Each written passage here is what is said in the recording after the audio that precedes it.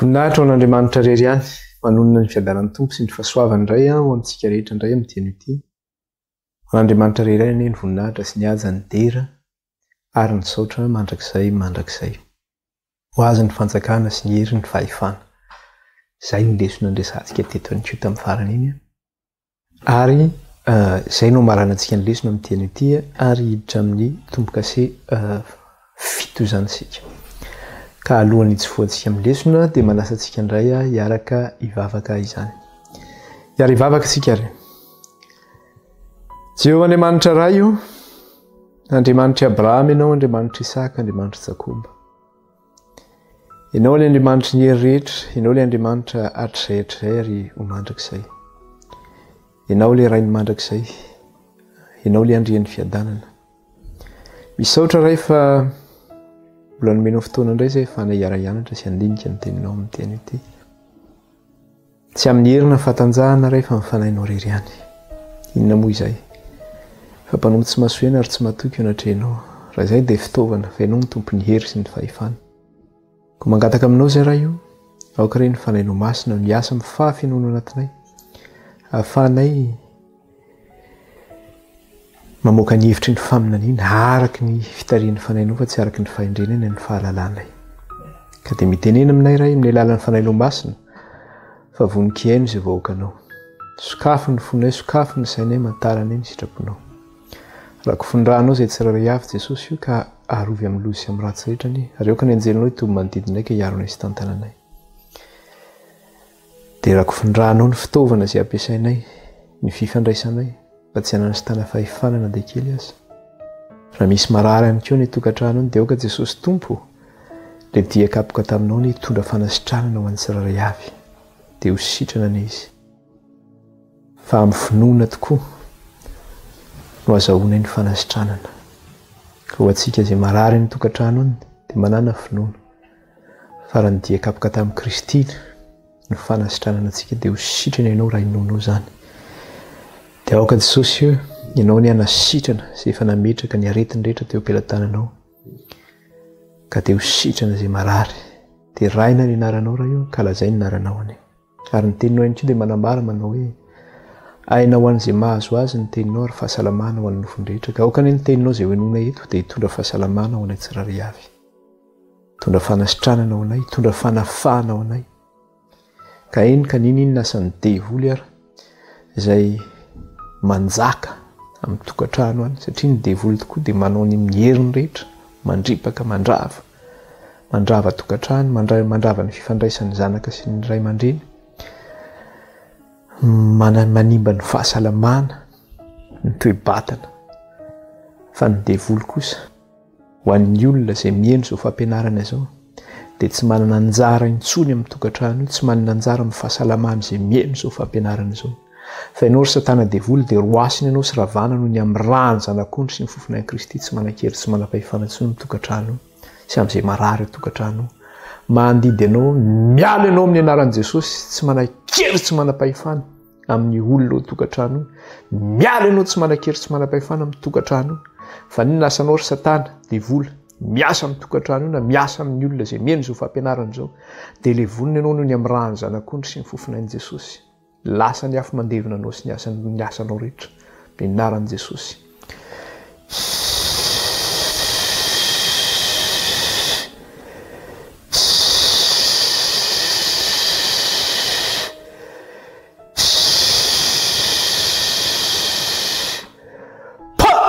Ravy satana ny amin'ny rany zanak'ondry sy ny fofonan'i Kristy tsy manan-kery sy manam-pahefana amin'ny fahasalamana sy ray avy tokantrano.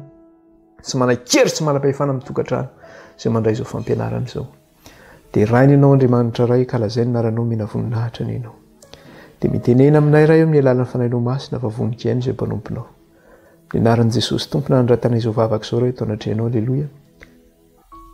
Amen. Mentsika voninahitra ny Tompo. Halleluja, halleluja. Nkalazaina ny Tompo. Zay mihitsy ilay izy. Devoly zany dia tena manakorotana. Devoly tena hoe mahatonga tsy fahasalamana. Fa mahery ny tompontsika. Finoana raha mino ianao. Tonga fiteny hoe vonjena ianao sy ny ankonanao. raha mino ianao hain'Andriamanitra ny zavatra rehetra. Iza moa zany le tsy mahavita nininy fa finoana. Andriamanitra miasa amintsika tsiraray avy. Raha mino ianao dia ho sitrana, raha mino ianao ho afaka amin'io ny asan'ny devoly tsy manan-kery tsy manam-pahefana aminao. Izay mikasika an'iny fa rositsika amin'ny lesona midina kely fotsiny zavatra hitantsika afara. Inona moa zavatra andraisantsika afara dia mikasika eo rehefa nandray ny boky zany ilay zanak'ondry teo amin'ilay mipetraka teo ambony seza fiandrianana. Satria talohany andraisan'ny zanak'ondry ilay boky dia nitomany zao nanao tsisy olona afaka handray ilay boky, tsisy olona afaka hamanotombo-kaseny na any an-danitra na ety an-tany na any ambanin'ny tany. Dia nitomany zao teo izy ilay ray tamin'ilay loha 720 manao hoe ny zanak'ondry ozy izy tahaka ny efa voavony no mendrika handray ny boky sy hamanotombo-kaseny. Dia tonga ilay zanak'ondry nandray ilay boky. Dia vao nandray ilay boky ilay zanak'ondry dia niakohaka ilay loha 720 sy ilay zava-mananaina efatra. Nankalaza sy nanome voninahitra. Dia hoy izy hoe ianao izy no mendrika. Zany hoe mbola nataony zareo hira sy fankalazana zany izy hoe ianao no mendrika handray ilay boky. Dia hoe satria maninona ianao no mendrika? Satria efa voavony ianao ary ny rahanao no nanavotanao ho an'Andriamantsika tamin'ny fokom-pirenena sy ny samy hafa fiteny. Tamin'ny olombelona rehetra zany. Nakanataonao fanjakana sy mpisorona ho an'Andriamantsika ireo. Dia izay mahatonga hoe ianao no mendrika, nomeny ny antony zany hoe izay no mahamendrika anao mandray ilay boky. Vitany an'ilay loha 720 sy ny zava-mananaina efatra izay niakohaka tamin'Andriamanitra nankalaza. Tonga ihany koa ny anjelan'ny lanitra ray manontolo atapitrisany de miriady ozy izy. Nankalaza an'Andriamanitra koa reo anjely ny lanitra ray manontolo reo zany.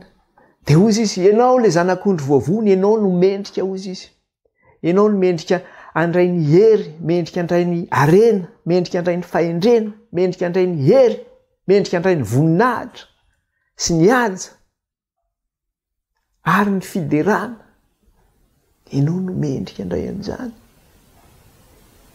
Dia ao anatin'ilay fankalazana ataon'ireto anjely marobe reto dia eo ihany koa ny hitantsika amin'ilay hoe le hoe tandroka fito teo amin'ilay zanak'ondry. Izay hita hoe nanana tandroka fito ilay zanak'ondry.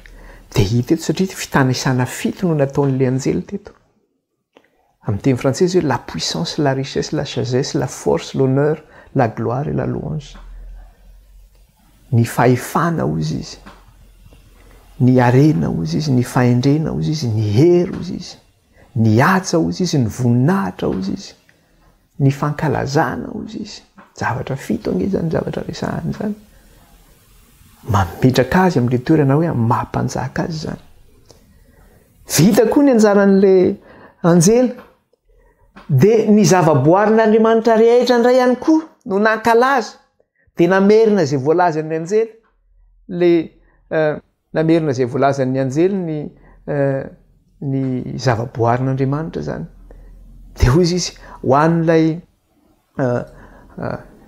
an'ilay mipetraka eo ambony seza fiandrianana ane izy sy ho an'ny zanak'ondry ny voninahitra, ny haja, ny fiderana, ny hery mandrakizay. Nanandratra zany hoe nanaiky sy zavatra voalazan'ilay anjely koa zany ny zavaboarin'Andriamanitra ny amin'ilay fankalazana hoe ianao ihany koa no mendrika. Dia inona ny namarana an'ilay izy? Vita zany ilay izy dia zao. Vita ilay liturgie fankalazana an'ilay zanak'ondry izay nandray ilay boky sy fankalazana an'Andriamanitra. Dia niankohaka reto azafady dia niankohaka ny zava-mananaina efatra ary rehefa niankohaka ny zava-mananaina efatra dia inona ny zavatra nitenen'izy ireo? Amen ozy izy. Ka ny dikan'ilay amen dia nanaiky izay zavatra rehetra voalaza teo izy. Tena marina zany zavatra rehetra zany. Izy tokoa no mendrika. Amen. Dia niankohaka izy ireo. Nanao amen izy ireo. Dia rehefa avy nanao amen izy dia niankohaka ny l'olona 720. Dia tapitra zany ilay fankalazana sy fanomezam-boninahitra an'Andriamanitra sy any zanak'ondry izay nandray le boky kely teo anatrehany ilay mipetraka ambony seza fiandrianana. Marina fa le boky kely dia zao hoe fanomezana fahefana an'le zanak'ondry zany ho mpanjaka. Eo le hoe glorification izy amin'ny teny frantsay zany, glorification de Jésus Christ, na hoe intronisation, fametrahana azy eo amin'ny seza zafady, fametrahana azy eo amin'ny seza fiandrianana, fanomezam-boninahitra anazy, fametrahana azy ho mpanjaka zany. Satria le boky kely iny efa niresantsika teto hoe iny tandindony le fametrahana fahefana zany tany amin'ny testamenta taloha. Hitantsika teo zany teo tamin'ny androndro Mosesy zany, na teo amin'ny mpanjaka zany, rehefa mimetraka fahefana zany dia misy an'iny bokyny fanekena iny teo. Dia le zanak'ondry ihany no mahay maninona, satria misy soratra anatiny sy ivelany le boky, dia misy tombo-kase fito le izy. Dia hoy izy hoe le zanak'ondry no mendrika andray ny boky sy hamany tombo-kaseny, zany izy ihany no manana an'izay fahefana zay zany, satria Andriamanitra no nanome azy an'izay fahefana zay. Ary hitantsika ihany koa ny tany amin'ny Filipianina manao hoe, verenantsika kely le izy Filipianina toko faharoa, dia inona zavatra teneniny naona izy amin'ilay Filipianina toko faharoa. Dia zao no tenenina ato amin'ilay Filipianina toko faharoa, dia andininy fahasivy ka hatramin'ny faraky amby folo. Filipianina toko faharoa andininy fahasivy ka hatramin'ny faraky amby folo, dia zao no teneniny ato manao hoe koa izany no nanandrantan'Andriamanitra azy indrindra sy nanomezany azy ny anarana izay ambony no ny anarana rehetra. Zany eo le izy tsy hoe famindram-pahefana, fanomezana azy fahefana zany, fanomezana azy autorité. Koa izany nanandrantan'Andriamanitra azy indrindra sy nanomezana azy ny anarana izay ambony no ny anarana rehetra, mba ho amin'ny anaran'i Jesosy no andolian'ny lohalika rehetra na any an-danitra na etỳ tany. Io le zavatra hitantsika teo amin'ny seza fiandrianana, na any an-danitra na etỳ tany na any ambanin'ny tany, sy aneken'ny lela rehetra. Aoka zany tsika anaiky, sy aneken'ny lela rehetra, fa Jesosy Kristy no tompo ho voninahitr'Andriamanitra ray. Fa Jesosy Kristy no tompo ho voninahitr'Andriamanitra ray. Dia zay zany nahitantsika le izy hoe fametrahana ny Kristy eo amin'ny seza fiandrianana zany le izy, amin'ny mahampanjaka ny Kristy. Ka zay fametrahana ny Kristy zay dia zao hoe ny lanitra ray manontolo, ny lanitra ray manontolo zany hoe ny anjelin'ny lanitra ray manontolo, ny loholona efatra amby roapolo, ny zava-mananana efatra, ny zava-boarin'Andriamanitra rehetra na any an-danitra na etỳ tany na any ambanin'ny tany, dia zao hoe miara-mifaly sy mankalaza ary manome voninahitra amin'izany fanandratan'Andriamanitra any Jesosy Kristy zany. Zay zany ny zavatra hitantsika teto. Io zavatra fanandratan'Andriamanitra io nefany fandrasantsika teto kely izy io, nampidirisika kely, fa io ny zavatra katsahan'ny Satana sy ny tedaviny indrindra izy io. Ary rehefa nresantsika teto Satana nge dia zao hoe tany an-danitra ny toerana nisan'ny Satana taloha, dia Andriamanitra no mipetraka eo amin'ny seza fiandrianana, any amin'le tendrombohitra ozy izy, any amin'ny farany avaratra ozy izy, any zany le eo zany mipetrahan'Andriamanitra. Dia Satana zany maniry an'io, zany hoe teraka tao anatiny tao zany io fanindriana tiahaka ny toeran'Andriamanitra io. Dia nahodiny ny sain'ny anjely, zany hoe na ny anjely ary voafitaka Satana, satria ray apatelin'ny anjely tany an-danitra no voafitana, nitady an'io izy. Jerentsika kely aty amin'ny Ezekiela toko fahavalo amby roapolo aty izy miteny an'izany.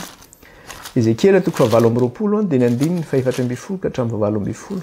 Ezekiela toko faefatra amby roapolo, valo amby roapolo azafady. Ezekiela toko fahavalo amby roapolo. Dia rehefa hitantsika dia vakitsika amin'ny anaran'i Jesosy, andininy faefatra amby folo vakitsika ka hatramin'ny fahavalo amby folo. Dia zao vaky ny teny anaran'i Jesosy. Ianao dia kérobima, zany kérobima zany dia anjely, zany hoe Satana zany kérobima, anjely izy. Zay mahatonga hoe tsika zany zanak'olombelona dia zao be dia be mantsy rehefa misy olona reny zany ohatran'ny hoe Madagasikara indrindra dia na aty andafy ary izy miteny an'izany. Le hoe tsara tarehy le olona, tena ohatran'ny anjely latsaka tany mihitsy nge ianao zany. Misy miteny koa sasany tena ohatran'ny anjely mihitsy ianao zany. Hoe t'es comme un ange izy. Fa Satana nge ka kérobimy, anjely, ary tena tsara tarehy dia tsara tarehy izy. Ny sary an'iotsika amin'ny Satana mantsy rehefa mijery isika dia ohatran'ny hoe misy tandroka dia miaraka amin'le forsa iny izy, zavatra maranitra eny tanany iny zany, dia hoe ohatran'ny hoe ratsy tarehy fa ny devoly zany tena zavatra tsara tarehy zany. Dia ato izy teneniny eo amin'le andininy efatra amby folo, dia ahoana izy izy? Ianao dia kérobima voaofitra izay manaloka fa voatendrika ianao tao atendrombohitra masin'Andriamanitra ianao. teo tendrombohitra masin'Andriamanitra ianao. Tao amin'ny vato mirehitra no nitsangatsangananao, tsy nanatsiny ianao tamina lehanao, zany hoe tanymboalohany zany Satana dia tsisy tsiny mihitsy tao aminy. Hatramin'ny andro namoronananao ka mandra-pahita heloka tao aminao, zany hoe tanymboalohany zany izy dia tsy nanatsiny. Fa taty aoriana amin'izay dia naninona? Mandra-pahita heloka tao aminao, zany hoe tany zany ny foly efa ho tany. Satana tao anatin'ny Satana io dia foly izy dia iny nanaparitaka tamin'ny ray apatelon'ny anjely zay natonga hoe nisy ady tany Andriamanitra dia nesorina tany izy. Dia ahoana izy izy? 9:40 noho ny abetsahan'ny varotra nataonao, eo le mantsy le manao propagande zany, manao propagande mitarika olona hoe tsy mety ange zao hoe Andriamanitra tena tyran Andriamanitra tena manao fanjakany baroa. Fa ahoana dia izy foana zany ny anjaka hoe ahoana ity tsy tokony demokrasia ve ity zavatra ity e? Ahoana tokony asiana fifidianana mihitsy? Raha tsika hanao hivoty. Fa amin'izao fotoana zao misy ny atao hoe régime autoritaire, zany régime autoritaire zany le resaka hoe dictature amin'izao fotoana zao zany ny antson'ny Occident anazy, ny Européenne sy Américaine zany dia miantsona hoe ohatra zao ny Russie dia ataony zareo hoe régime autoritaire zany hoe dictature ozy izy. Dia tsy tiany zareo mihitsy satria zareo démocratique izy. Madagasikara zany firenena démocratique ihany koa zany. Dia ny fanjakan'Andriamanitra nefa zany Andriamanitra no manjaka. Fa tsy hoe efa ho antitra aty fa aleo hisolo reny angamby. Andriamanitra no manjaka. Izy nefa mitady an'io fanjakana io. Io zany le démocratie io. Dia namorony lanitra tany iray manontolo satria naniry fatratra le toeran'Andriamanitra, le fisandratan'Andriamanitra io. Nefa izy ihany no afaka manandratra Andriamanitra ihany satria Jesosy Kristy dia Andriamanitra no nanandratra any Jesosy Kristy. Satana nanana izay toerana izay tany, ny anjely nanana ny toerana fahefana mihitsy izy tany, anjely ambony mihitsy zany ny gradin'ny Satana raha tany zany zay nijerena azy. Dia ozy izy 9:40 noho ny abetsahan'ny varotra le commerce zany io. Voavidiny daholo zany ny olona rehetra amin'ny hafetseny sy ny rehetrarehetra nanao marchandais zany izy. Ny ady varotra zany izy. Hoe ao fa ataoko mory, ao fa ataoko zao hoe dia mivarotra eny enany ohatran'ilay mpivarotra eny an-tsena reny zany. Noho ny abetrahan'ny varotra nataonao dia nofenoinao loza tao aminao ka nanota ianao tany niteraka zany le fahotana. Ary dia nolotoko ka azafady, ary dia nolotoko ka nariko niala tamin'ny tendrombohitra ianao. Ary nosombako ianao rikeo roby manaloka hiala amin'ny vato mirehitra hozy izy. Nesorin'Andriamanitra tamin'ny tendrombohitra io zany. Nesorin'Andriamanitra teo amin'ilay vato mirehitra io zany. Zany hoe ilay vato mamirapiratra moa zany. Rikeo roby manaloka hozy izy hiala tamin'ny vato mirehitra. Niavinavina ny fonao noho ny atsara tarehinao. Zay le tenena teo hoe tsara tarehy izy. Efa nasimba ny fahendrenao mba amin'ny famirapirantanao ianao, nazerako eny an-tany ianao. Maninona izy tsy manantera tany amin'ny planeta hafa tany fa maninona teto amin'ity planeta tany ity izy no nazera. Teto izy no nazera zany. Zay nge mahatonga ity tany ity feno fahotany. Dia rehefa misy loza mitranga dia hozy ny olona manao hoe raha misy Andriamanitra zany dia tsisy zao loza zao e. Maninona misy loza? Ka Satana nge no manjaka eto raha olona e. Eto izy no nazera dia zay mahatonga le fahotana ito zany hoe le fahotana nipoitra tao aminy zany tamin'izy tany amin'ny tendrombohitr'Andriamanitra. Rehefa nazera tetỳ tany izy dia netiny teto io. Dia mandripaka izy. Satria nahoana kely sisa ny androny ange. Tsy azony le zavatra nitedaviny tany an-danitra. Raha ny fanirian'Andriamanitra dia zao hoe izay no nanomezana an'ity boky ny Apokalipsy ity. Mba ny hamonjena antsika rehetra zany. Mba ho vovony tsika rehetra. Fa Satana dia zao efa very toerana io mitendrombohitr'Andriamanitra io. Dia ahoana izy no nesorina tany ko ianao ny andeha hiakatra any. Tsy manaiky an'izany izy. Fa manao izay amin'ny herin'ny ray manontolo izy. Aminonany olona rehetra tsy azony an'izany. Amin'ny fomba rehetra. Ao ny hoe misy mamono olona mamono faty. Ao ny mamono ara-panahy. Ao ny asemivariana amin'ny fiainana ara-nofo sy ny filana sy ny fanindrina. Ao ny amin'ny firenena amin'izao tontolo izao. Ny filalaovan-dratsy maro samihafa. Dia fahafatesana daholo zany rehetra zany na ara-panahy na ara-nofo. Zany ny zavatra tediavin'ny Satana ange. Tsy andovanao ny zany mandrakizay zany. Tsy andehananao amin'izany tendrombohitra masin'Andriamanitra zany. Zany ny fanindrin'ny Satana zany. Izay nefa nanomezan'Andriamanitra an Jesosy Kristy an'ilay fahefana. Mba hamonjena ny maro anisa fanindrin'andriamanitra zany zay de fahefana nomenany Kristy zay satria ny rahany Kristy maninona ozy izy no efa nanavotanao olona avy tamin'ny fokom-pirenena samy hafa fiteny sy amin'ny olona rehetra ozy izy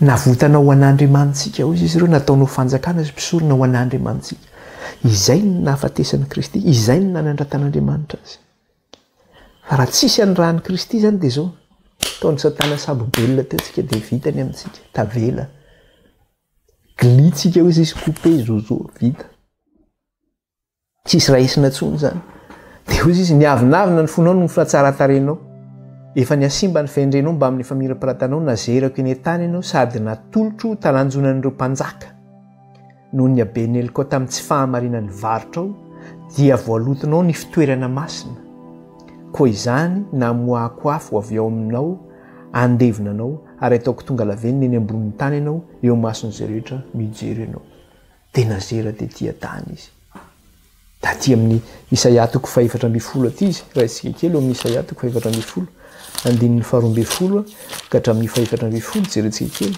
Isaia 4:7 andininy 12 sy ka hatramin'ny 4:7 de ozy izy satria nazera de tia tany izy andininy 12 ka hatramin'ny 4:7 endre latsaka avy tany an-danitra ianao rilay fitarak'andro zanaky ny maraina voakapa ianjera amin'ny tany ianao rilay mpandripaka firenena izay le hoe mpandripaka izy ange ny mandripaka reto tsy Andriamanitra mihitsy ny mandripaka fa Satana ny mandripaka atsika ka ho an'ireo zay manisy sainatsika io zany le hoe raha misy Andriamanitra tsisy zany de tadio fa Satana ny mampiditra an'izay otsainao Satana ange ny ray ny laingy ary inona le varotra ataon'ny Satana fa mitana ange le varotra nataon'ny Satana satria izay ny nataony tany an-danitra tany io varotra nataony fitaka io ka voafitaka ny anjely ray apately ny anjely tany an-danitra ny arana zera tany de tia tany de zay ny mbola teneny ary ahoana izy teo endre latsaka avy tany an-danitra ianao rilay fitarikandro zanaky ny maraina voakapy anjera amin'ny tany ianao rilay mandripaka ny firenena ary ianao efa nanao anakapo hoe any an-danitra ny akarako eo le nyresantsika teo hoe faniriny fatotra indrindro seza fiandrianan'Andriamanitra io tena niriny io Jesosy Kristy nefa nasandratra Andriamanitra amin'io seza fiandrianana io Jesosy Kristy nataon'Andriamanitra ho mpanjaka vao mainka arombotra izy amin'izany vao mainka arombotra izy amin'izany ary raha tena fahavalony Jesosy Kristy sy Andriamanitra tsy zakany mihitsy mikomy amin'ny mihitsy izy zay mpiandany amin'Andriamanitra sy Jesosy Kristy de fahavalony Satana zay akoatran'izay tsy de mirarahany zany izy velany ianao zay ataony io rehetrarehetra fa io tena tsy zakany io ary rehefa hiditra moa tsika amin'ny toko 7 io zany de resaka le hoe tomboka asian'Andriamanitra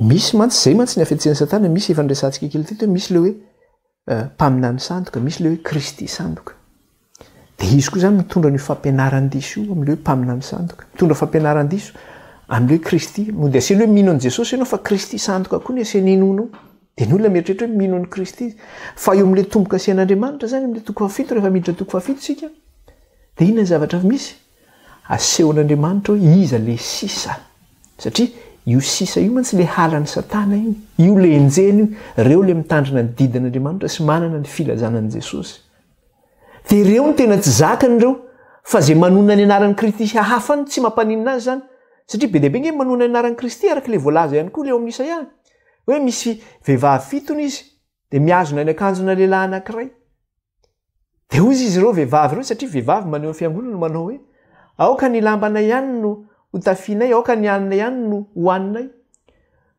fa aoka izay hotononina amin'ny anaranao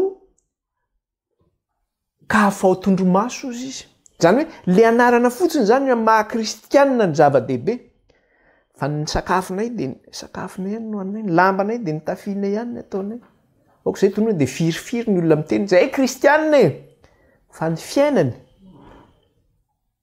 tsy ao anatin'le sisa le halan'ny Satana le hoe mitandrina ny didin'Andriamanitra sy manana ny filazanan'i Jesosy tsy manana an'io izy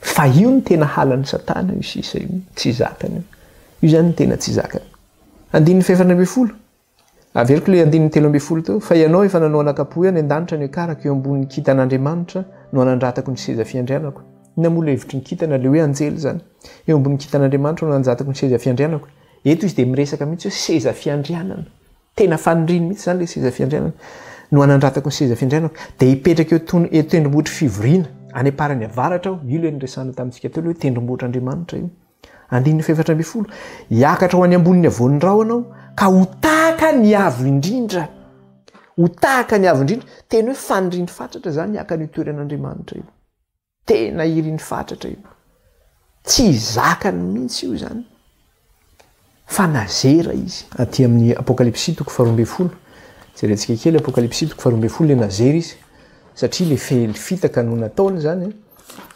tsy nahazo an'io seza fiandrianana io izy sy nazera izy noho ny fitsominana nataony tany an-danitra mikasika an'io de apokalipsy toko faharoambe folo de vakitsika ny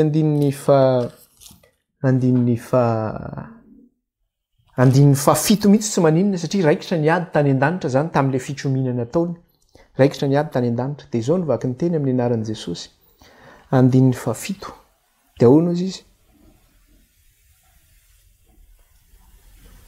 ary nisy ady tany an-danitra Mikaela sy ny anjeliny ny ady tamin'ny dragona Mikaela zany Jesosy Kristy no asehony ary nisy ady tany an-danitra Mikaela sy ny anjeliny izy ny ady tamin'ilay dragona ary lay dragona mba amin'ny anjeliny kosa dia ny ady nefa tsy naharesy sady tsy nisy fitoerana ho azy intsony tany an-danitra io le hita le famina voalaza tany amin'ny Isaia teo voalaza tany amin'ny Ezekely nefa mahono izy teo nefa tsy naharesy sady tsy nisy fitoerana ho azy intsony tany an-danitra ary nazera lay dragona de le menarana ela hozy izy zany hoe zay zany le atsona ny satana efa nanarantsika teto atsona hoe dragona izy atsona hoe menarana ela izy izay atao hoe devoly sy satana izay mamitaka izao tontolo zao dia nazera tamin'ny tany izy ary ny anjeliny koa dia niara-nazera taminy niaraka nazera taminy dia ahoana izy ny toyny dia nareo feo mahery tany an-danitra nanao hoe ankehitriny tonga ny famonjena sy ny hery sy ny fanjakan'andriamanitsika ozy izy ary ny fahefan'ny Kristiny io nge le zavatra hitantsika teo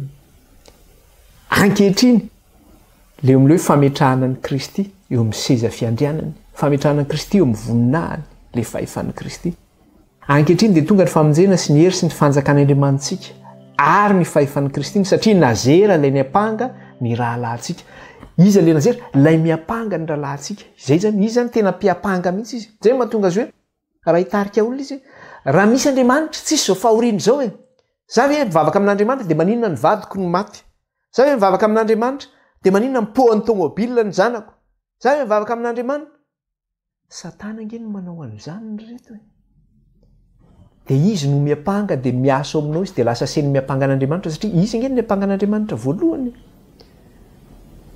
dia mieritrerety tsara ny zavatra ataontsika fa izy ny nazera teto dia tonga izy satria maninona lay mpandripaka ny firenena ozy izy zay tonga izy andripaka zay ny asan'ny satana dia ahoana izy izy andininy faharoambe folo ary noho izany mifariry lanitra sy anareo izay monina ho aminy loza ho amin'ny tany sy ny ranomasina fanidina ho aminareo ny devoly sady manana fahatezerana lehibe rehefa nazery satana dia nifaly ny lanitra ray manontolo satria zany hoe tendu zany le situation tany elektrika zany le situation tany nafana zany ny ady tany fa rehefa resy satana nazera tamin'ny tany dia loza ho aniza loza ho an'ny tany sy ny ranomasina fanidina ho aminareo ny devoly sady manana fahatezerana lehibe satria fatany fa kely sisa ny androny izy tonga io zay mahatonga ny fandropahana io sy zava-doza sy zavatra ratsy rehetra miatra manerana n'izao tontolo zao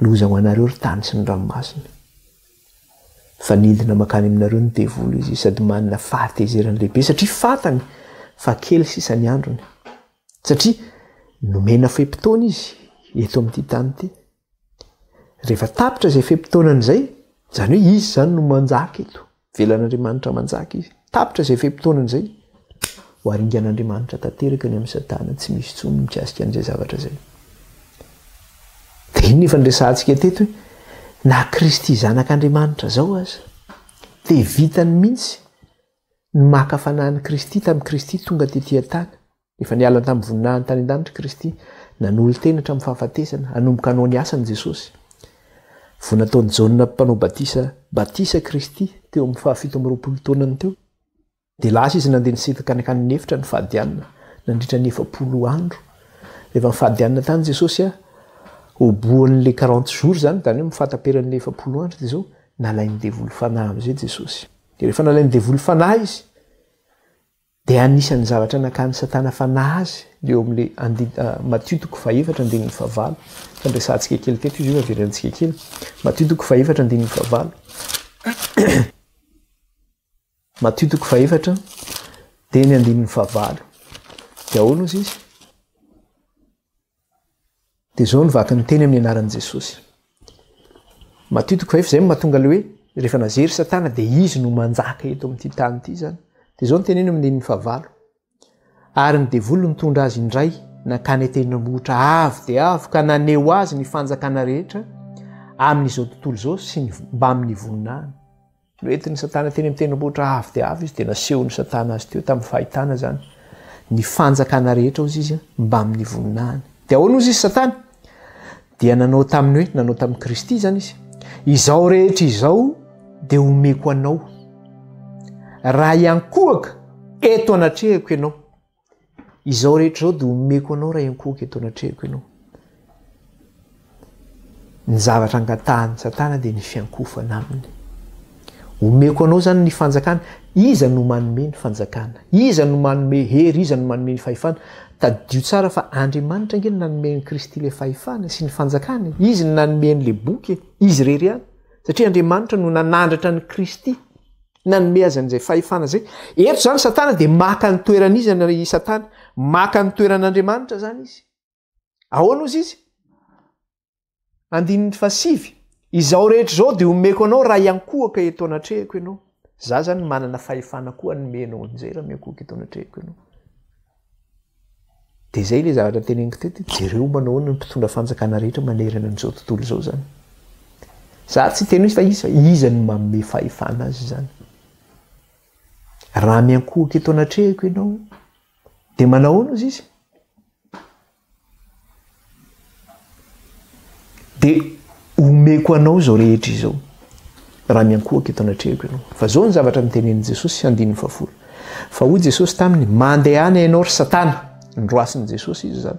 Fa voasoratra hoe Jehovah Andriamanitrao no iankofanao ary izy rery ihany no tomponao. Jehovah Andriamanitrao no iankofanao ary izy rery ihany no tomponao. Zany hoe tsisy iankofanao zany, tsisy tomponao afa-tsy Jehovah Andriamanitra irery ihany. Ary io fiankofana io fa nefa nomen'Andriamanitra ihany koa an' Jesosy Kristy hoe amin'ny anaran'i Jesosy Kristy ny andoha eo lian'ny lohalika rehetra na any an-danitra na etỳ tany na any ambanin'ny tany ozy izy. Nomen'Andriamanitra ny Kristy zay hoe miankohaka ihany koa tsika zany eo amin'ny Jesosy. Satria fahefana nomen'Andriamanitra zay. Ka raha ohatra tsika ny andatsy akohaka amin'ny Kristy, misy mantsy ny olona manao hoe zay ihany Jehovah ihany ny vavahana fa zay tsy miankohaka amin'ny Jesosy zany. Fa Andriamanitra raha vao mandahany zay ianao de iza zany no lavinao? Le Andriamanitra nanome fahefana zany no lavinao rehefa tsy miankohaka amin'ny Kristy ianao. Ka rehefa mandahany Kristy ianao de mandahany Andriamanitra zany. Tsy mino herin'Andriamanitra ke zany ianao, mandahy zany ianao. Ka na iantso ny anaran'Andriamanitra ianao fa tsy vavaka amin'ny Jesosy ianao, tsy antoka andohalika amin'ny Jesosy, de mieritreritra ve ianao fa tonga any amin'ray? Jesosy Kristy rehefa milaza izao ny lalana sy fahamarinana ary ny fiainana. Tsy misy makany amin'ray afa-tsy amin'ny alalako izy Jesosy. Ka raha eritreritra ianao andeha hisaoty tamboho na hisaoty varavarakely fa hoe za tsy hiditra fa Jesosy ny varavarana, eo ianao sy ny tranonao pampamangy baibay hoy ny fitenenana, tsisy resaka zany. De zay mikasika an'iny zany. Fa eo koa ny zavatra anankiray zany zao, zavatra ozy Jesosy manao hoe izao no voasoratra Andriamanitra rery ihany ozy izy no iankofanao ary izy rery ihany no ivavahanao izy izy sy otomponao zany. Nomenan'ny Kristy nefa zay fahefana zay.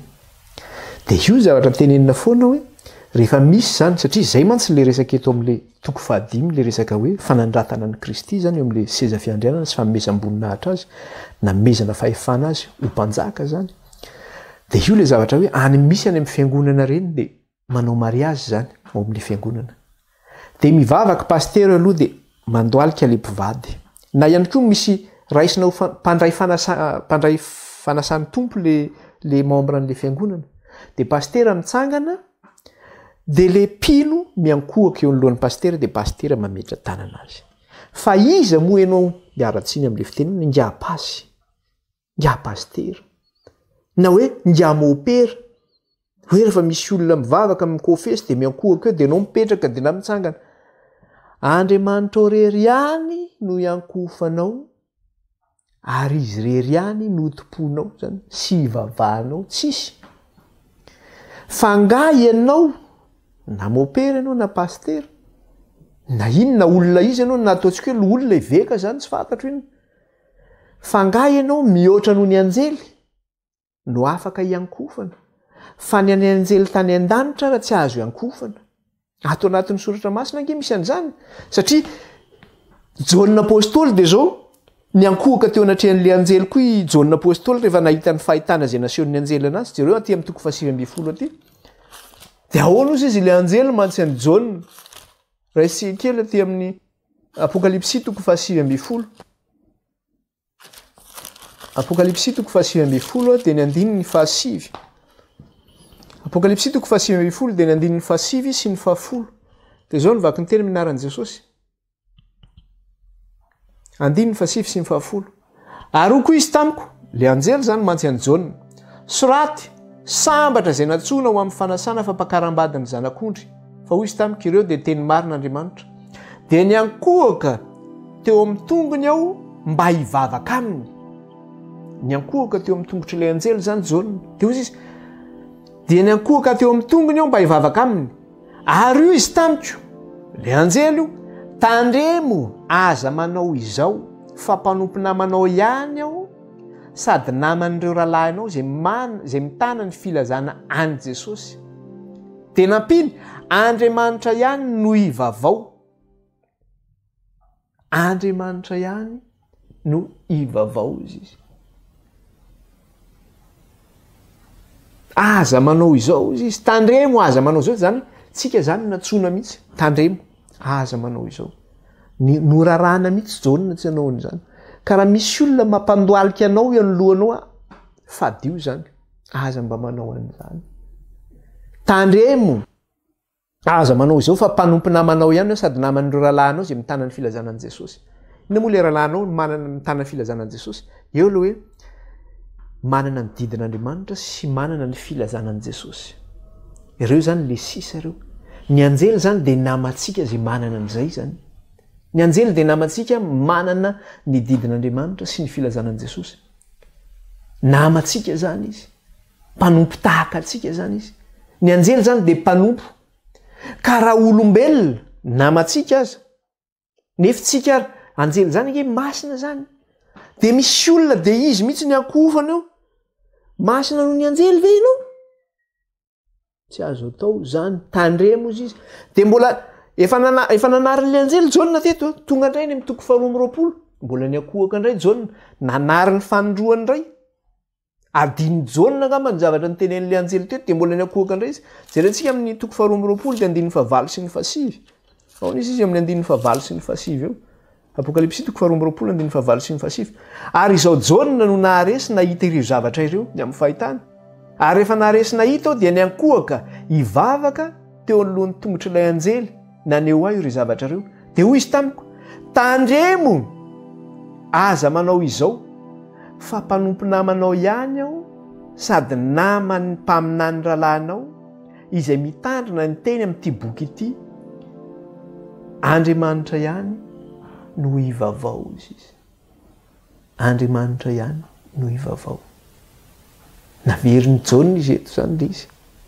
tandremo aza manao izao izy le anjely fa mpanompo namanao ihany aho sady namany mpaminany rahalahinao zay mitandrina ny teny amin'ity boky ity Andriamanitra ihany no ivavao mazava ange zany reto tsika zany tsy azotsika ataony miankohaka amin'ny olona zany Jesosy Andriamanitra sy Jesosy Kristy rery ihany ny ankofana Kristy ny efa nasandratr'Andriamanitra iankofatsika izay no mikasika an'iny zany na mitianantsika an'iny satria eo mantsy le hoe nanandratan'Andriamanitra ny Kristy Jesosy ho tompo sy mpamonjy atsika ambony noho ny anarana rehetra ary amin'ny anarany no iankofan'ny lohalika rehetra ihany koa aoka ao amin'ny anaran'i Jesosy ny ankofo ny andolian'ny lohalika rehetra ozy izy na ny an-danitra na ety an-tany na ny ambanin'ny tany Andriamanitra no nanomen'izay fahefana zay. Satana nefa nitaky an'izay fa tsy nahazo izy raikitra ny ady demokrasia io hoe zon'olombelona zay lanym bahoaka fa tadiova avaizana nipoitra zay zavatra zay zay ny nipoira ny fahotana tany an-danitra tany fotao aminy zay tady an'izay seza fiandrianana zay izy. Andriamanitra ny tompon'ny fahefana. Izy ihany mendrika ankofana sy vavahana dia izy ny zanak'ondry. Ka zay zany mikasika an'iny. Tapitra ny amin'ny toko fahadimy hiditra indray tsika amin'ny toko fahenina zany dia resaka tsika ny tombo-kase fito zany. Ka ty tombo-kase fito ty fa nataontsika ny fampitahana zany ny fifandrefiana tamin'ny fiangonana fito zany satria mifandray amin'ny fiangonana fito izy ty. Ka alohan'ny zavatra rehetra dia zao tsara angamba mamaky tsika arak'ilay teny manao hoe sambatra zay mamaky sy miaino ny bokin'ity faminaniny ity ka mitanina zay voasoratra rehetra tao anatiny fa atombotra ny andro. Ka alohan'ny indray tsy hoantsika zany amin'ilay izy dia zao hoe alohantsika hamaky indray zany. Dia ny zavatra marihana fotsiny zany eto dia zao hoe ny tombo-kase enina voalohany zany dia ao amin'ny toko fahenina no misy azy andininy voalohany ka hatramin'ny fafito ambin'ny folo.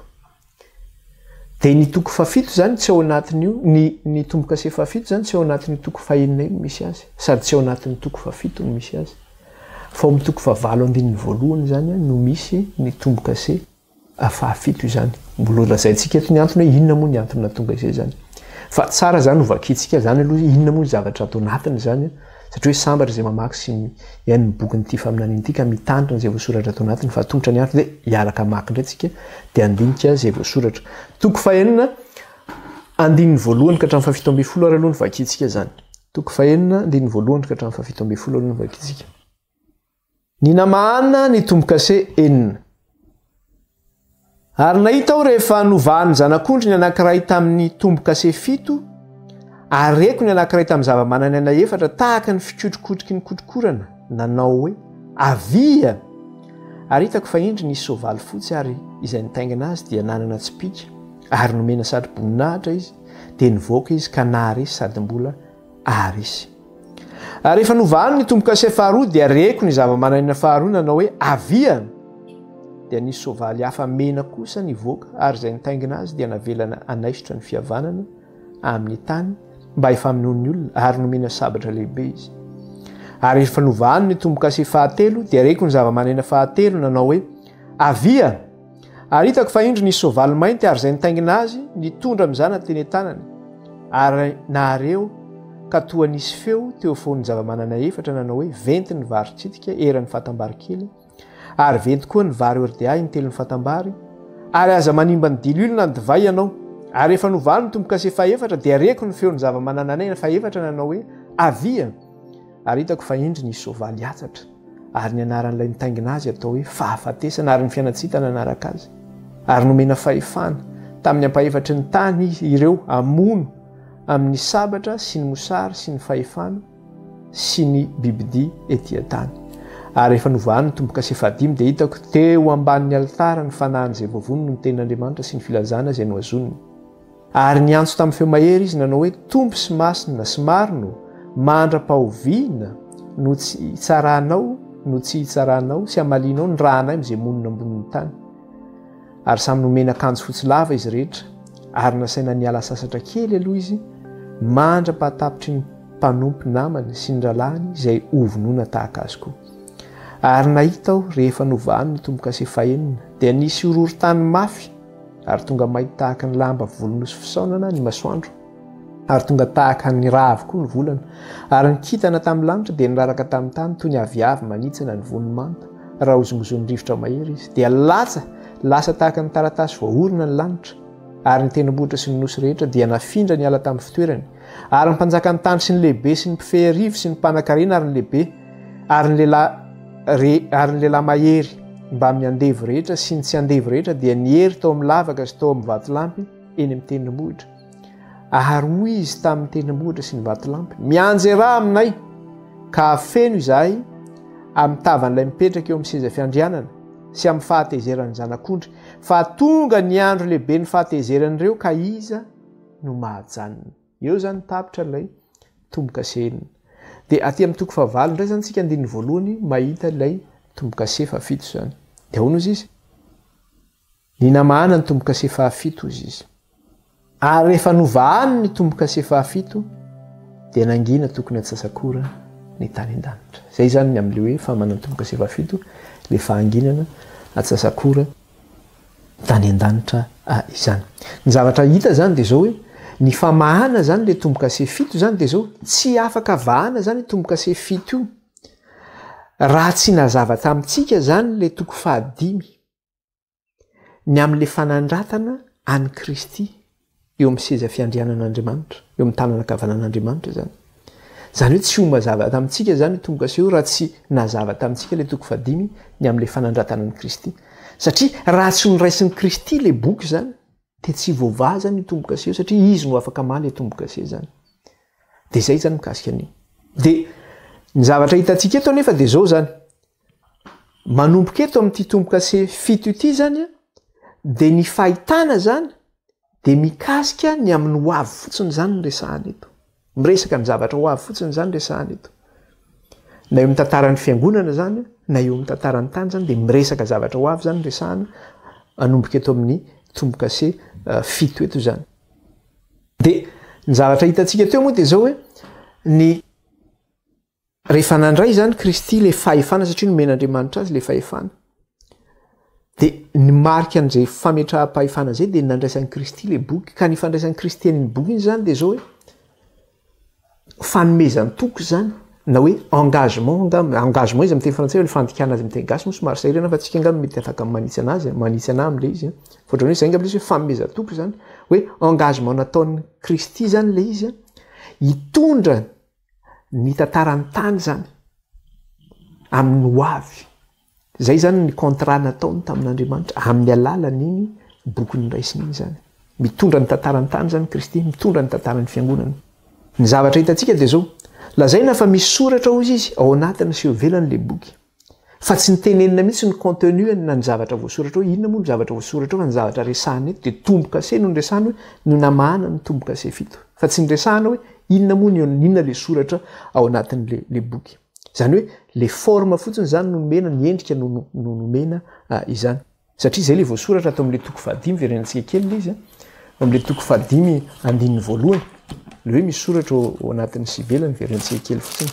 mba tsy tenenako fotsiny amin'izao fotsiny dia hoy izy eo amin'ny andininy voalohany manambara manao hoe ary hitako fa indra nisy boky voasoratra tao anatiny sy teo ivoany voapetaka mafy tamin'ny tombo-kase fito teo an-tanana kavanan'ilay mipetraka eo ambony seza fiandrianana zany hoe teo ahoana izy teo anatiny sy teo ivoany zany hoe anatiny sy ivelany zany le misy soratra amin'ilay izy na dia eo zany efa izany mikasika le hoe tsy fahatatsika ny contenu an'le boky ny hoe ny zavatra voasoratra amin'le boky fa ny tombo-kase no vahana eto dia zao hoe Andriamanitra nefa efa nanome antsika karazana indice zany nanome antsika famantarana zany Andriamanitra nanome antsika famantarana zany hoe ty boky izay nomenan'ny Kristy ity dia zao hoe boky miengage zany na hoe boky miengage an'ny Kristy zany ny amin'ny fanjakan'Andriamanitra zay ho avy mitondra antsika amin'le fanjakan'Andriamanitra zay ho avy zany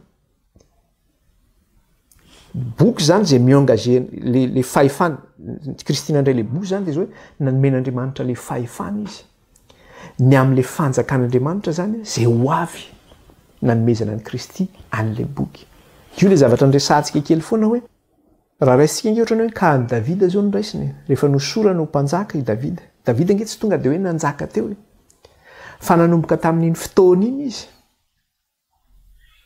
dia efa voaositr'Andriamanitra izy ho mpanjaka ny Israely dia ohatr'izay mihitsy zany leto fanomezam-pahefanan'i Kristy ho mpanjaka zany dia efa engagement zany zay na hoe fanoloran-tenan'i Kristy ny amin'ny fanjakan'Andriamanitra zay ho avy satria vomen'Andriamanitra azy zay fahefana zay zany dia araka ny hitantsika teo amin'ny tantaran'ny zanak'Israely zany ny amin'ny fametrahana ihany koa ireo mpanjaka izany ka mba hahafantarana zany ny zavatra voasoratra ao anatin'le boky inona le zavatra voasoratra hoe dia tsy maintsy manino tsy maintsy vahana zany le tombo-kase tsy maintsy vahana le tombo-kase zany ka vahina tsiraidray zany izy ireo tombo-kase voalohany tombo-kase faharoa hatramin'ny fahafito. Ny zavatra hita nefa de zao isaky n'izay manokatra le boky isak'izay tsy manokatra isak'izay mamany tombo-kase anankiray de ny zavatra hita eo de zao hoe etapy zany le izy na hoe dingana isaky ny manokatra le tombo-kase anankiray zany satria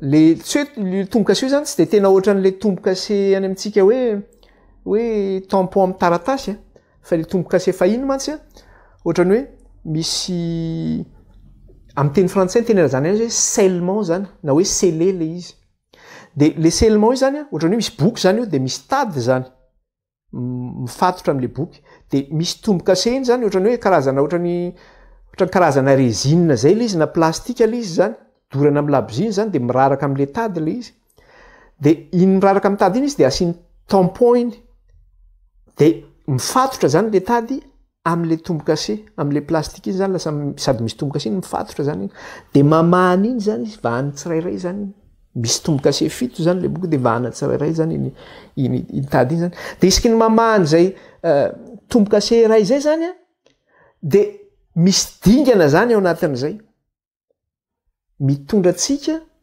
makany amin'ny fanantenana inona moa ifanantenana zay resahana io tamin'ny fiangonana nisy taloha de atsona am'izao ny anarana azy io ny anaran'ny membre tao amin'le fiangonana de hoe pray fanantenana am'izao raha misy mbola manana piratra reo de hoe praif zany ny anaran'ny tarika hoe praif fa tsy fantatro zareo aloha raha mbola anatin'izany hoe fanantenana zany tsy de miditra loatra am'izay fa misy heviny lehibe zany le hoe fanantenana io satria io fanantenana io zany zavatra atenain'ny kristianina rehetra io hoe andova zany fiainana mandrakizay zany ka ny fanokafana ny tombo-kase io zany de dingana mitondra atsika makany am'izay fanantenana zay de plus zany ianao mandroso amin'ny fanokafana ny tombo-kase io plus zany ianao me mandroso makany am'izay fanantenana zay zany de rehefa tonga any amin'ny famahana ny tombo-kase fafito zany ianao de any zany ianao va tena mahalala zany hoe inona ny zavatra voasoratra tao anatin'io boky io ary any ianao va tena mahalala hoe ay ve zao ny tena hevitry le fanantenana satria fahataterahan'le fanantenana zany ny famahana ny tombo-kase fahafito ka ny famahana ny tombo-kase fahafito zany de zao efa mifarana ny tantarany tany am'zany zay mahatonga hoe any zany tsika vao mahalala ny tena hoe zava-miafina ao anatin'le boky ampahafantarin'Andriamanitra atsika izy am'izay fotoana zay any ny fahataterahan'le fanantenana de anytsika tena tia le fanantenana ny men'Andriamanitra de jereo fa ao anatin'le boky raha mijery zany tsika tsy ao anatin'le boky fa raha mijery zany tsika le tombo-kase rehefa mamaha le tombo-kase fito de misy leitmotiv le tombo-kase inona moa le leitmotiv hoe tarigetra zany manana tarigetra zany le tombo-kase rehefa vahinao de misy teny miverinao inona ny teny miverinao de zao hoe avia amin'ny teny frantsay izy hoe venir zany avia zay zany miverina zany zay teny zay ao amin'ny famahana ny tombo-kase io zany rehefa miteny iny efa iverina io jerentsika fa ao amin'ny tombo-kase atao amin'ny toko fahenina andininy voalohany aloha tsika zany mijery leo amin'ny tombo-kase voalohany misy an'izay de zao ny teneniny eo raha raisitsika kely le izy toko fahenina andininy voalohany ary nahita aho rehefa novany zanak'ondry ny anankiray tamin'ny tombo-kase fito areko ny anankiray tamin'ny zava-manana efatra tahaka ny fikotrokotroky ny kotrokorana nanao hoe avia de rehefa miteny izy nanao hoe avia de inona zavatra nisy taoriny ary hitako fa indro nisy soavaly fotsy ozy izy de après izy niteny izy hoe zay nitaingina azy ny sisa sy ny sisa de eo amin'ny andininy fahatelo any ko izy miditra amin'le tombo-kase faharoa de ahoana izy izy andininy fahatelo ary rehefa novany ny tombo-kase faharoa de areko ny zava-mananina faharoa nanao hoe avia de nisy soavaly hafa mena kosa nivoaka de aty amin'ny andininy fahadimy ndray tsika zany de tombo-kase fahatelo ndray ty ary rehefa novany ny tombo-kase fahatelo de reko ny zava-mananina fahatelo nanao hoe avia ary hitako fa indry nisy soavaly mainty ary zay nitaingina azy nitondra am'zana teny an-tany niverina zany le avia andininy fahafito ary rehefa novany ny tombo-kase faefatra de reko ny feon'ny zava-mananina fahetra nanao hoe avia ary hitako fa nindry soavaly atsatra niverina zany le hoe avia io le hoe tarigetra io zany tarigetra mameno fa hitoeny hoe avio nefany tsy hoe miantso any jaune izy tsy jaune no tenenina amin'io zany hoe avy ianao ry jaune tsy jaune no resahana amin'io ary hitantsika koa fa rehefa miteny hoe avy izy de inona ny zavatra hitantsika manaraka rehefa avy eo nisy soavaly izy nipotra rehefa manao hoe avy ka le resaka soavaly mipotra iny zany am'le hoe avy partiellement ihany iny zany hoe le miantso izy miantso avy iny zany une partie ihany ny resaka soavaly ny antsona amin'iny hoe avy iny fa ny tena targetra atsona am'le hoe avy zany de inona ny teneniny iny avy iny zany misadresse amin'ny zanak'ondry zany iny le avy iny zany miantso ny zanak'ondry zany iny avy iny miantso ny iny tsy hoe le zanak'ondry miantso ny fiaviany zanak'ondry zay ny mahatonga antsika le resaka hoe fanantenana vao misokatra le tomboka se de efa hitatsika le fanantenana de le fanantenana io nefa memivoatra io mandra-patonga any amin'ny faran'le tantarany hatrany amin'ny tomboka se fahafito zany zany hoe ny fiatsona ny fiaviany zanak'ondry zany io avy io ny tena miverina io de inona moa le fiaviany zanak'ondry zany fa le fiverenan'i Kristy fanondroany eny amin'ny raolanitra no resahana io de jereo fa rehefa tonga ty amin'le tomboka se fahadimitsika de mivadika le hoe avy inona ny zavatra teneniny eo any toko fahenina ny andininy fahafolo jerentsika kely toko fahenina ny andininy fahafolo de zao ny zavatra teneniny eo toko fahenina andininy fahafolo ary niantso tamin'ny feo mahery izy nanao hoe tompo masina sy marino niantso zany reto le olona voavono teo ambanin'ny alitara zany olona masina zay maty zany reo novonona no ny ten'Andriamanitra sy ny filazanan'i Jesosy de niantso ireo ary niantso tamin'ny feo mahery izy nanao hoe tompo masina sy marino mandra-pahoviana no hitsarahanao ny hamalinao ny rahanay am'izay monina amboniny tany ahoana izy izy mandra-pahoviana amin'ny teny frantsay ny teny jusqu'à quand miantso ny fiavian'i Kristy zany satria ny fiavian'i Kristy iny amin'ny fiavian'i Kristy iny misy zay fitsarana zay mandra-pahoviana jusqu'à quand miantso le fiavian'i Jesosy Kristy de io antso io zany andro amin'ny andro farany io zany amintsika zao andro farany zao tsika konke mba maniry sy manantenan'izany satria tsika miaina ao anatin'ny vanin'andro farantsika zao de miantso mandra-pahoviana tompony mbola ianao anatin'izao fahoriana zao zay oviana Jesosy ny fiavianao fa zany fiavian'i Kristy zany zany fiavian'Andriamanitra zany kalozange zany aiziny zany fa tsy fahazavana satria fandringanana amin'ny fiavian'i Kristy zany mandra-pahoviana tsika koa manana an'izay zany zany eo am'izao vanin'andro faran'izay zany zay antso izay zany de eo amin'ny apokalipsy toko fahenina izy andininy fafito amby folo mamaly an'le hoe mandra-pahoviana de inona zavatra teneniny eo andininy fito amby folo jerentsika indray tsy vakitsika aloha le andininy fafito amby folo fa vakitsika mihitsy manomboka eo amin'ny andininy faharoa amby folo mihitsy tsy maninona ary nahita ao rehefa novany tomboka sy fahinana dia nisy horohorontany mafy zay le teneniko atsika teo aizina ange ny zavatra mitranga fa tsy fahazavana am'zany ary nahita ao rehefa novany tomboka sy fahinana dia nisy horohorontany mafy ary tonga mainty tahaka ny lamba volondrosy fisaonana ny masoandro ary tonga tahaka ny rava koa ny volana ary nikitana tamin'ny lanitra dia niraraka tamin'ny tany toy ny aviavy manitsana ny vonomanta raha ozongozony rivotra mahery izy dia lasa tahaka ny taratasy vorona ny lanitra ary ny tendrombohitra sy ny nosy rehetra dia nafindra ny ala tamin'ny fitoerany ary ny mpanjaka ny tany sy ny lehibe sy ny mpifeharivo sy ny mpanankarena sy ny lehibe sy ny lehilahy mahery mba amin'ny andevy rehetra sy ny tsy andevy rehetra dia niery teo amin'ny lavaka teo amin'ny vatolampy tany tendrombohitra ary hoy izy tamin'ny tendrombohitra sy ny vatolampy mianjy raha aminay ka hafeno izahay amin'ny tavan'ilay mipetraka eo ambony seza fiandrianana sy amin'ny fahatezerany zanak'ondry fa tonga ny andro lehibe ny fahatezerandreo ka iza ny mahajanona eto zany dia manambara hoe tonga le andro manambara hoe tonga le andro afeno zay amin'ny fahatezeran'ilay mipetraka eo ambony seza fiandrianana sy ny fahatezerany zanak'ondry fa tonga le izy fa tonga ny andro lehibe ny fahatezerany ka iza ny mahajanona zany hoe tonga le andro zany le andro nandrasana ary izy natsona hoe avia de atsy izy miteny hoe mandra-pahoviana de eto izy manao hoe tonga le andro de rehefa tonga tsika any amin'ny tomboka se fahafito de inona ny zavatra hitatsika eo amin'ny toko fahavalo andininy voalohany raha isika le izy ary rehefa novany ny tomboka sefafito dia nangina tokony ho atsasakora ny tany an-danitra. Fahanginana amin'izay inona ny valin'izay fahanginana zay fandresantsika teto zay. Zany hoe tsy andrasana tsony zany le fiavian'i Kristy eto.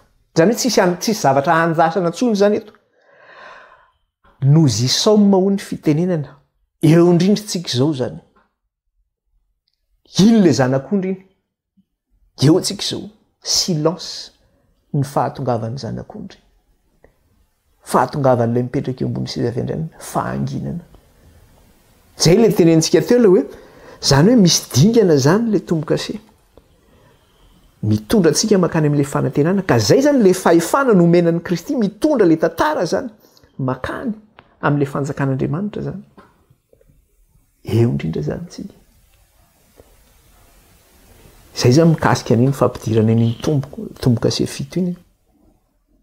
Miditra amin'ny lesona manaraka zany tsika dia amany tombo-kase voalohany zany tsika araka ny teny hoe fa mamitana ihany tsika satria zavatra efa hitantsika ihany tamin'ny fampitahana ny fiangonana fito zany sy ilay tombo-kase fito dia amin'ny herintsika miresaka ny famahana ilay tombo-kase voalohany. Voninahitra ao an'Andriamanitra rery ihany dia raina ny tompo. Halleluja! Ivavaka tsika isotra an'Andriamanitra. Ivavaka tsika. Jehovah Andriamanitra raha io mankalaza anao zay mideranao ary manome voninahitra anao. Misaotra raha io fa noho ny fahasoavanao no nafahany niara nianatra sy nandinika ny teninao. Tsy tamin'ny herina fahatanjahana fa tamin'ny herin'ny fanahinao rery ihany. Dia raina ny anaranao raha io, ankalazaina ny anaranao, mena voninahitra ianao tompo hatramin'izao koa mandrakizay. Mana masinina iray ny amin'ny teninao ny fahamarinana. Tsy amin'ny herina fahatanjahana rehefa amin'ny fanahinao rery ihany. Misaotra tompo ray masina. Ny anaran'i Kristy nandratanezany vavaka izany atao anatrehanao. Alleluia. Amen. Mandra-piona indray tsika ary manaraka indray tsika. Baibai daholo tahiny tompo.